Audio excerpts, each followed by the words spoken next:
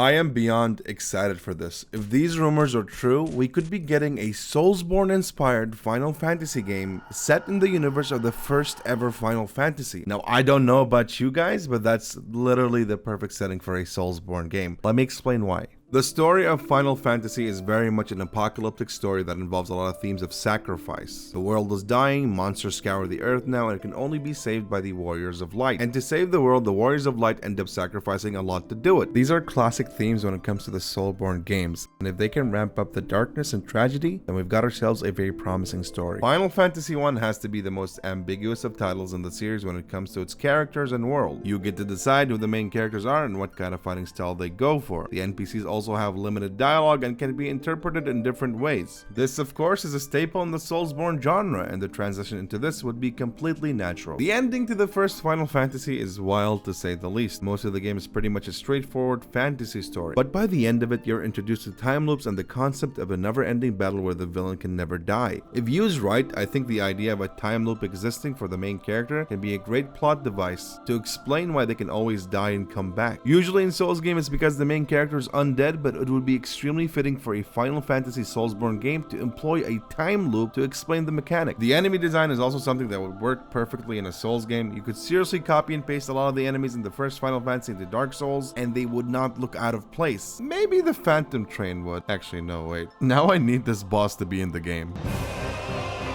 Finally, I don't think anyone is attached to any of the areas in the first Final Fantasy, so twisting the dungeons and areas to fit more of a Soulsborne aesthetic might just be an improvement. I also really hope they fully embrace the type of storytelling that other Soulsborne games like to employ, where most of the story is fully pieced together by reading into key items and theory crafting. I've always felt like Final Fantasy as a series has always had a lot of strength when it came to lore building behind the scenes. In every entry, there's so much to learn just by exploring, doing additional content, or heck, in Final Fantasy 13's case, reading a bunch of archives. They can truly flourish if they're vague when it comes to the main cutscenes and have all the lore explained behind items or notes. I highly doubt they'll do that since Final Fantasy games tend to love their cutscenes. It's also reported that this game is going to be much more accessible to play than your typical Souls game, which I think is the best move. A lot of the fandom are people who fell in love with the turn-based entries, which are generally more friendly to the casual players. I don't care what anyone thinks, an easier Souls game sounds pretty neat for a Final Fantasy title. There is a report that suggests that Tetsuya Nomura is designing the characters. That's truly where he excels at, but I personally would like someone else to do it. No offense to Nomura, but his designs are probably a bit too grandiose for a Soulsborne setting, especially if it's set in the world of the first Final Fantasy. I could be completely wrong. He could probably do a better job than most. He is Tetsuya Nomura after all. Just don't let this guy near the story, please. And yeah, not much else to say. If the rumors are true, then I'll be extremely happy. But it's no Pinocchio Souls game though, I'll tell you that much. Thank you for watching. Please remember to like, comment, and subscribe.